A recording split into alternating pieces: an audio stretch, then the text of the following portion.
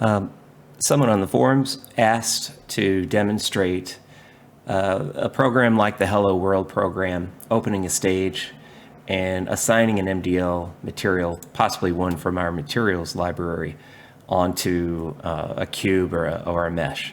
So I modified the HelloWorld program to do just that. So let's step through. Basically, I have some command line parameters, which are the stage path, the mesh prim path, which in this case will be world cube transform cube, and then the material folder, which is this folder right here, and the material name, which would be this material. And then the another parameter that comes in is actually a texture rotate.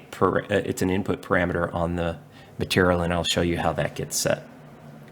So first thing we're going to do is step into this. I have a stage with no materials. And again, I've modified this HelloWorld source.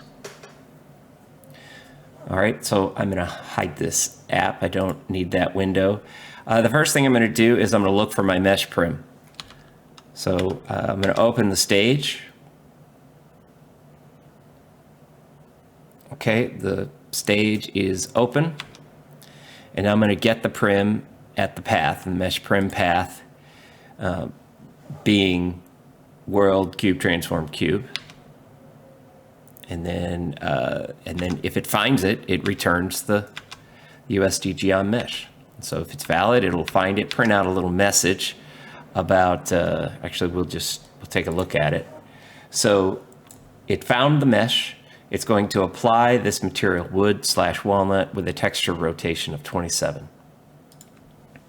So then I've revamped the create material to do this. So we've got all these input parameters. The key here is that our base material path, and I just discovered this by assigning one of these materials and then looking at the base path. It's this S3 location with materials/base. That could change in the future. I'm just using this for now. This could be an Omniverse, a nucleus path as well. So we step in and I construct it. And so basically what I'm doing is I'm appending the material folder and the material name and the MDL file. And so now my base mat path it's not giving it to me in the debugger, so that's fine. We'll just work with it. And I'm going to define the material name as just walnut in this case. I define it. Okay. And then if it exists already, I want to open it and remove it because I just want to start over with that material prim. It looks like it does, so I just remove it. And then we're going to define a new one. Now we're going to set up, this MDL shader code is just copied from HelloWorld.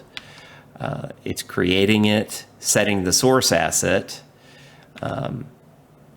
There it is right there. And then we're going to create an input parameter called texture rotate, which lines up with the MDL file. And I'm going to set it to the value of texture rotate. Again, this is all copied from HelloWorld. And then we save the stage and continue on, shut down Omniverse client. And then you'll notice over here, whenever create has a file open, it actually watches that file. So I'm going to fetch. And if I look here, I've got a walnut applied to my cube.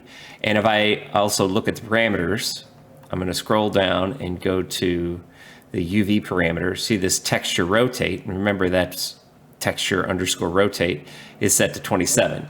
Now that doesn't look very good, but and you can just reset that to 0, and then it will look much better.